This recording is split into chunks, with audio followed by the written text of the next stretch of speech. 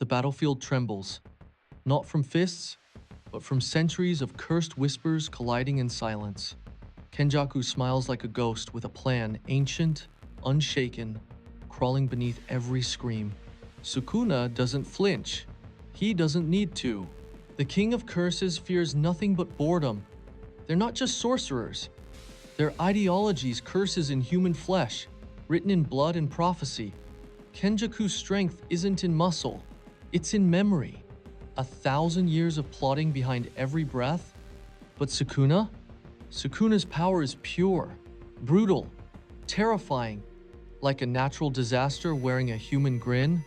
One plays chess with the world, the other burns the board, then smiles through the ashes. You ever wonder what's worse, a curse born to destroy, or one who chooses it? Kenjaku stitched together generations, puppeteering bloodlines like gods play dice with destiny. Yet even he pauses slightly when Sukuna's cursed energy thickens the air like drowning oil. It's not just power, it's presence. Sukuna walks into a room, and fate forgets its path. But Kenjaku, he builds fate, piece by cursed piece, slowly, silently, until resistance becomes fiction. The real question isn't who's stronger, it's who ends the world with a smile first. When these two exist, is humanity even part of the equation anymore? And if they fight, do we even want to know what survives? Kenjaku has lived lifetimes, worn faces like masks, and buried empires just to raise his own. But Sukuna was born a calamity. He didn't need time, he needed only will. One builds a curse through manipulation. The other is the curse raw, untamed, ancient as sin. Kenjaku calls himself enlightened.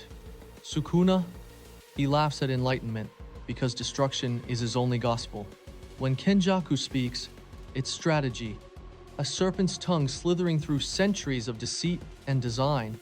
When Sukuna speaks, the earth seems to pause, like even nature knows not to interrupt. Kenjaku twisted Geto's body into a vessel, but Sukuna took Megumi's soul and made it scream. He didn't possess it, he defiled it. Rewrote every inch of Megumi's fate with cursed ink, and somewhere deep, the boy still cries while Sukuna wears his skin like a war trophy. So who's stronger? The puppeteer of history, or the demon that history itself still fears? Kenjaku plans for outcomes. Sukuna is the outcome, a conclusion with no negotiation.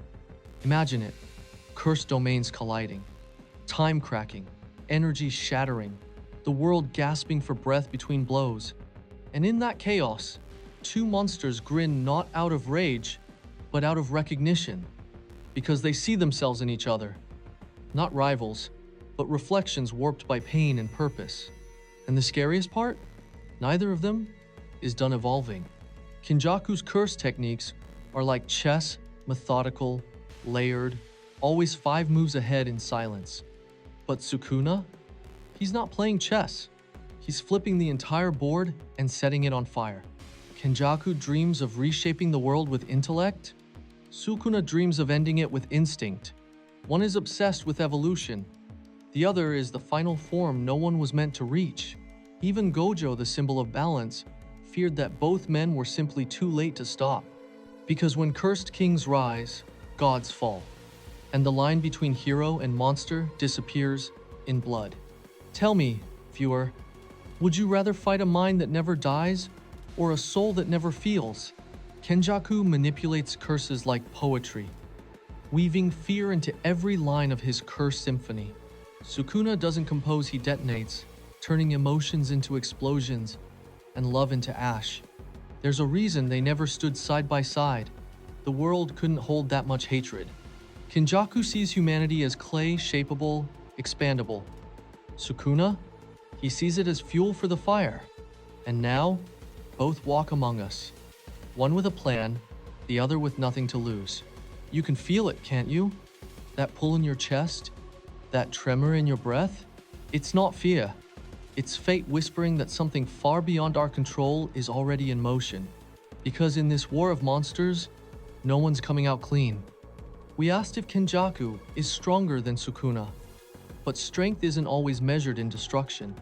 Sometimes, It's in the silence, the pause before the storm, where true terror is born. Kenjaku controls the future through plans. Sukuna commands the present with raw, violent certainty. What's scarier, a mind that manipulates fate, or a monster that ignores it entirely? And when they finally collide, it won't be a battle. It'll be a reckoning. Cursed spirits will vanish, domains will collapse, and every sorcerer will question their will to fight. One wants to reshape the world, the other wants to remind it who it belongs to. You don't survive this clash, you witness it, and hope you're not in the splash zone. Because when two gods fall, they don't leave behind ruins, they leave legends written in scars. Kenjaku's strength is terrifying because it thinks. Sukuna's is terrifying because it doesn't have to. So who's stronger? Depends on what haunts you more, a god of mind or a god of malice. But deep down, you already know. You've seen it in his eyes, in his smile. Sukuna doesn't need to prove anything, because he's not trying to win, he's just hungry. And in this world of jujutsu, hunger is far deadlier than ambition will ever be.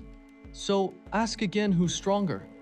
Just hope you never have to find out firsthand.